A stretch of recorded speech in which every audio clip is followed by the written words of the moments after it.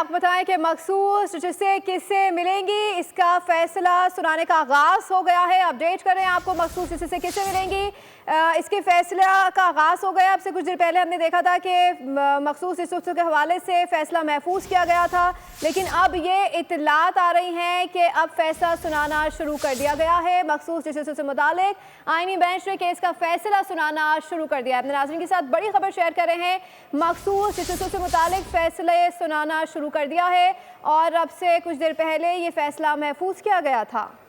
Dismissed and the judgment rendered by the Peshawar High Court, Peshawar is restored. Whereas Justice Jamal Khan Mandukhel, for reasons to be recorded later, partly allowed the review petitions and maintained his original order with regard to 39 seats, but reviewed the majority judgment to the extent of 41 seats.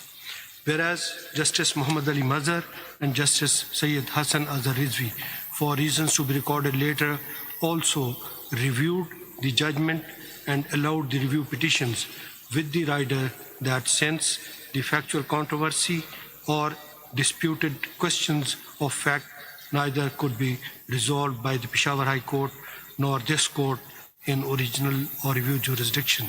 Therefore, directions are issued to the ECP to examine and consider the nomination papers / declaration and other relevant documents of all 80 returned candidates by means of de novo exercise with regard to their affiliation and take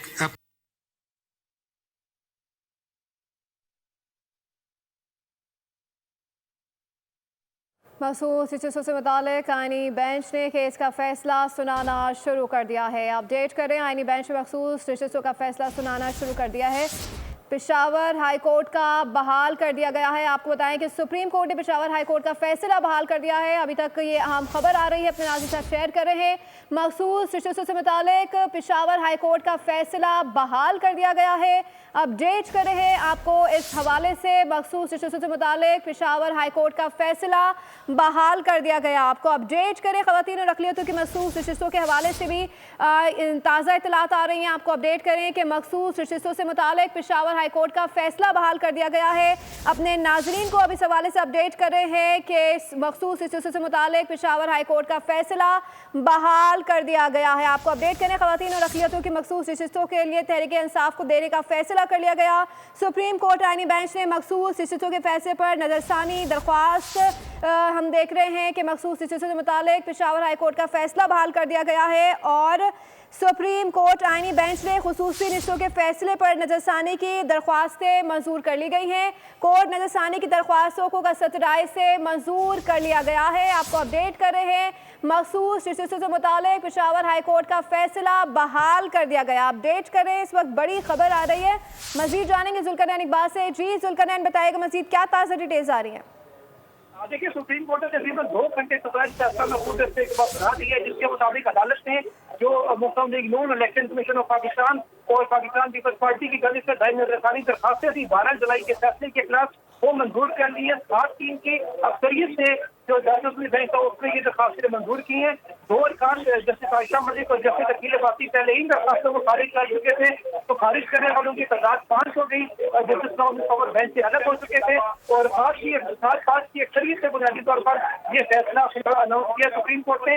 और तमाम जो मखसूस हिस्से जो तरीके साहब के हक में देने का फैसला सुप्रीम कोर्ट ने 12 जुलाई को किया था, उसे करार देते हुए इलेक्शन कमीशन और पेशावर हाई कोर्ट के फैसले को बहाल कर दिए।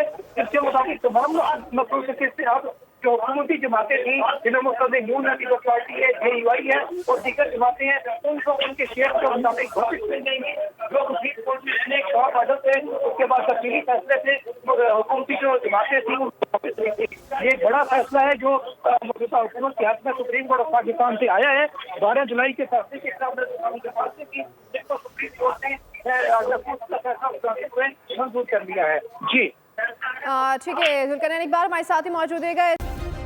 सब्सक्राइब करें और बेल दबाएं ताकि कोई खबर रह न जाए।